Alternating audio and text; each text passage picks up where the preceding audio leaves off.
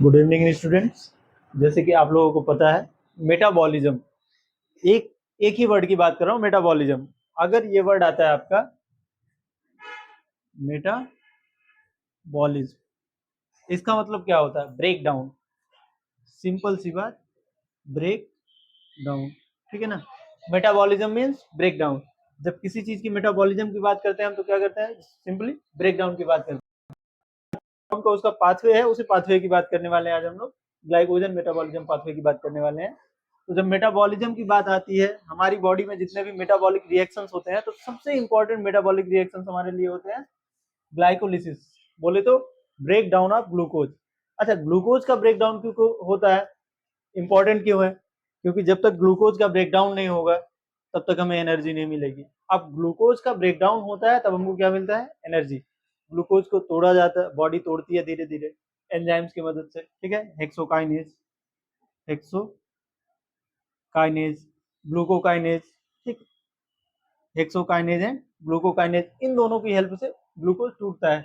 Glucose टूटते टूटते इस कदर टूटता है कि बेचारा लास्ट में क्या देता है? To molecules of pyruvate. ठीक है, to molecules of pyruvate, ATP, ADP and water. दो मॉलिक्यूल पायरुवेट के हमको चाहिए, किसके लिए चाहिए? एनर्जी के लिए। बॉडी को एनर्जी जरूरी है, और एनर्जी हमको कहाँ से मिलती है? ग्लूकोज से मिलती है। ग्लूकोज टूटता है और टूटने के बाद जब ब्रेकडाउन होता है, ब्रेकडाउन होते होते 8 इंटरमीडिएट स्टेप्स होते हैं, वो अलग बात है। तो इंटरमीडिएट स्टेप्स के बाद फाइनली हमको मिलता क्या है? पायरुवेट आयंस, जिसकी हमें जरूरत है। सिंपल सा रूल आपकी लाइफ पे भी अप्लाई होता है। आप अगर एक बार टूटना स्टार्ट होते हो ना, दुनिया आपको तब तक तोड़ती रहती है, तब तक तोड़ती रहती है, जब तक आप टूट के बिखर नहीं जाते हो। और उसमें दुनिया को फायदा होता है, लोगों को फायदा होता है। सीधी सी बात है, जब भी कुछ भी होता है, एक आदमी का नुकसान होता है तो किसी का फायदा होता है।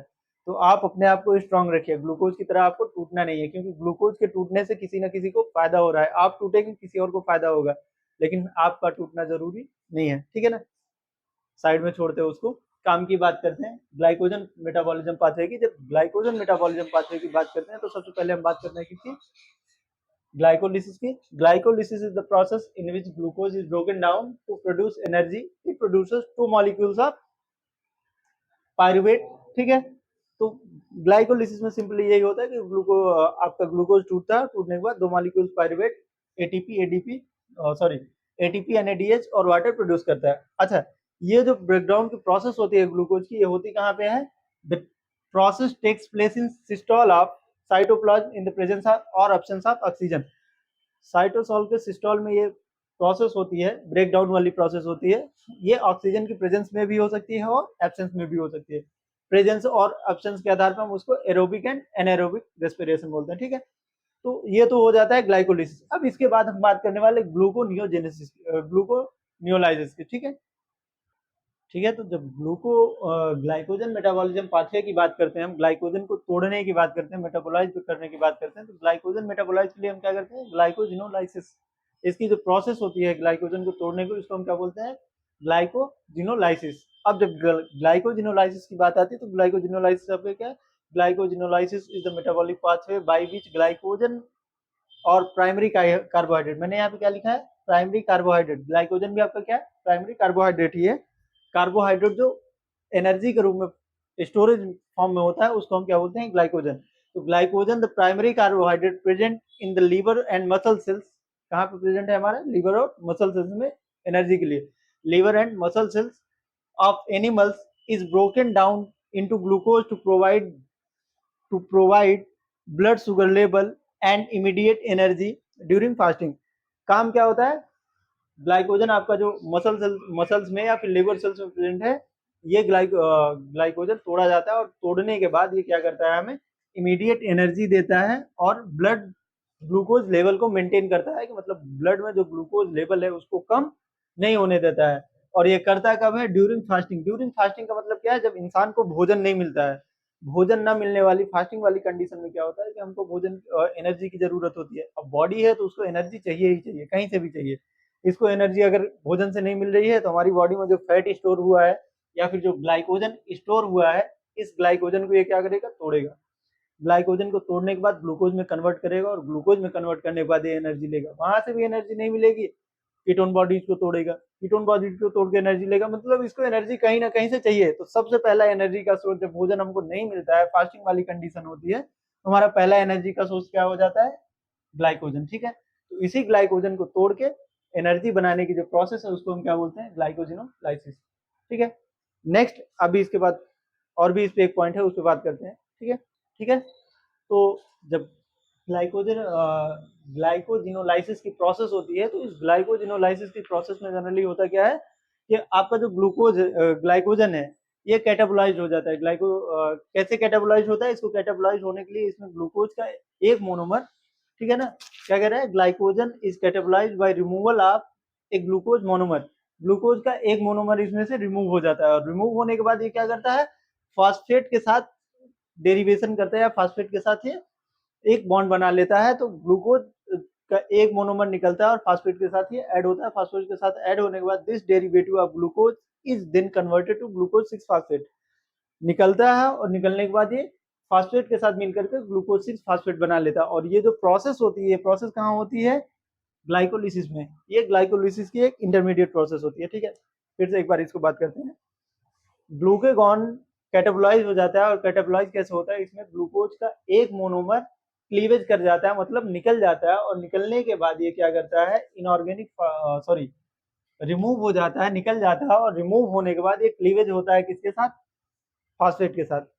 पहले रिमूव होता है, रिमूव होने के बाद फास्फेट के साथ क्लीवेज कर जाता है, और क्लीवेज करने के बाद ये जो डेरिवेटिव बन रहा है ये बनाता है क्या है, ग्लूकोज 6 फास्फेट। और ये प्रोसेस होती है ग्लाइकोलिसिस में, ये एक इंटरमीडिएट प्रोसेस है।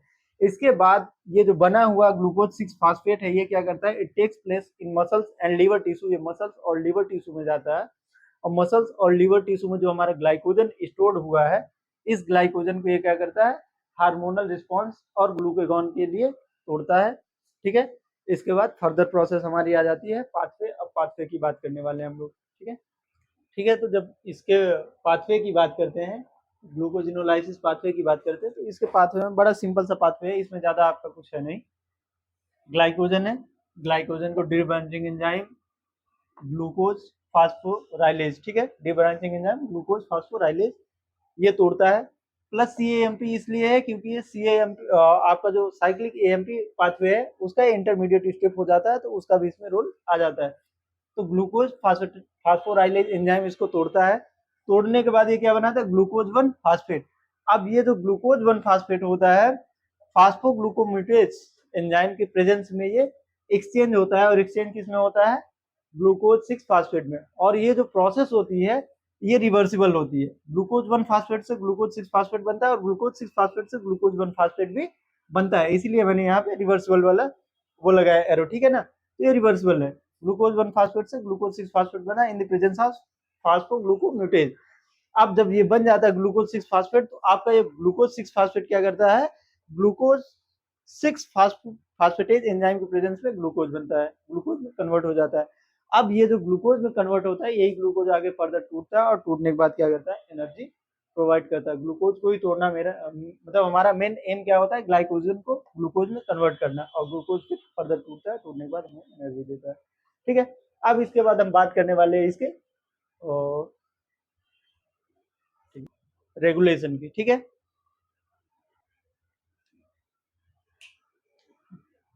तो जब ग्लाइकोजन फास्फोराइलेज के रेगुलेशन की बात करते हैं, तो इसके रेगुलेशन में देखिए सबसे पहले सिंपल सी प्रोसेस होती क्या है, ग्लूकोगोन फास्फोराइलेज इज एक्टिवेटेड, क्या होता है, activated in response to glucagon epinephrine which raise the cAMP level and activate protein kinase.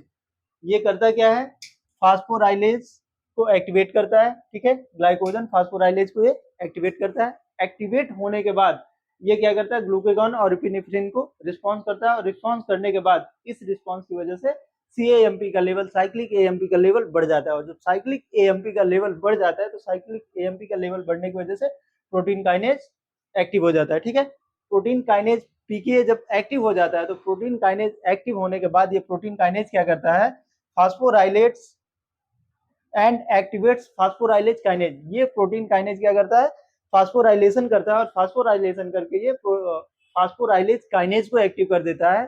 अब ये फास्फोराइलेज काइनेज जो है आपका एंजाइम है, ठीक है ना, तो फास्फोराइलेज काइनेज क्या करता है, ये कन्वर्ट करता है ग्लूकेगॉन को फास्फोराइलेज के एक्टिव फॉर्म में, ठीक है, ये ग्लूकोगॉन को फास्फोराइलेज के एक्टिव फॉर्म में कन्वर्ट करता है। फर्दर इसके बाद क्या होता है नेक्स्ट उसमें देखते हैं, ठीक है।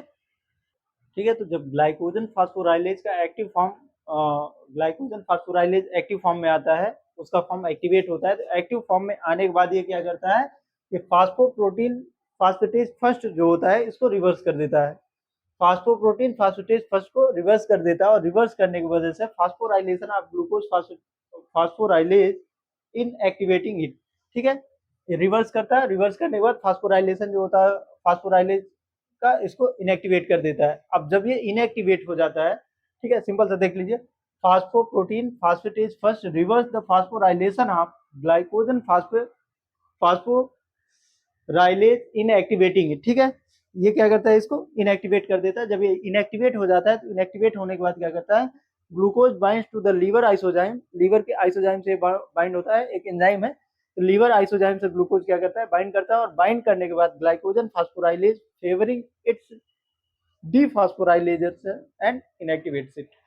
ग्लूकोज जब आपके लीवर के आइसोजाइम से अटैच हो जाता है, इससे जुड़ जाता है, ठीक है, बाइंड हो जाता है, तो बाइंड होने के बाद ये क्या करता है ग्लाइकोजन के फास्फोराइलेशन को रोक देता है। ग्लाइकोजन का फास्फोराइलेशन फास्फोराइलेशन रुक जाता है, तो रुकने के बाद क्या होता है कि ये डीफास्फोराइलेशन को प्रमोट करता है, डीफास्फोराइलेशन होता है, और ग्लाइकोजन का जो अब तक ब्रेकडाउन हो रहा था वो ब्रेकडाउन रुक जाता है, तो इस तरह से फिर से ग्लाइकोजन का स्टोरेज होने लगता है। तो ये सिंपल सी प्रोसेस होती है। एक बार फिर से रिपीट कर देता हूँ कि जब एक्टिव फॉर्म में आ जाता है आपका फास्फोराइलेट, तो फास्फोराइलेट एक्टिव फॉर्म में आने के बाद क्या करता है फास्फोप्रोटीन को फास्फेटेज फर्स्ट में रिवर्स कर देता है, और रिवर्स करने की वजह से फास्फोराइलेशन आपका ग्लाइकोजन फास्फोराइलेट को इनएक्टिवेट कर देता है। जब ग्लाइकोजन फास्फोराइलेट इनएक्टिवेट हो जाता है, तो इनएक्टिवेट होने के बाद ग्लूकोज जो है आपका लीवर आइसोजाइम से बाइंड कर जाता है। जब ग्लूकोज लीवर आइसोजाइम से बाइंड हो जाता है, तो आइसोजाइम से बाइंड होने के बाद ये क्या करता है फास्फोराइलेशन को रोक देता है। सिंपल सी बात है, जब फास्फोराइलेशन रुक जाता है तो डीफास्फोराइलेशन को ये एक्टिवेट कर देता है, डीफास्फोराइलेशन होने लगता है, और डीफास्फोराइलेशन होने का मतलब ग्लाइकोजन का फिर से स्टोरेज होने लगता है, ग्लूकोज आपका ग्लाइकोजन के फॉर्म में फिर से स्टोरेज होने लगता है, और आपकी एनर्जी फिर से स्टोर हो जाती है। ठीक है दोस्तों, फ्रेंड्स, जो भी सब्सक्राइबर्स हैं उनको बहुत बहुत धन्यवाद। अब तक काफ़ी स्टूडेंट्स ने सपोर्ट किया है। देखो यार, वीडियो बनाने में बहुत मेहनत लगती है, अगर आपको अच्छा लगता है, आपकी हेल्प हो रही है, तो लाइक शेयर एंड सब्सक्राइब जरूर करें। अभी मेरे जो सब्सक्राइबर्स हैं, आगे जब मेरे सब्सक्राइबर्स और बढ़ेंगे, इनके लिए मैं हमेशा हेल्प के लिए रहूँगा। 1K तक मेरे सब्सक्राइबर जब तक नहीं हो जाते, 1K तक जितने भी सब्सक्राइबर होंगे, पर्सनली समझ लो मुझसे जुड़े हुए हैं, उनकी हर तरह की हेल्प के लिए मैं हमेशा आगे रहूँगा। तब तक के लिए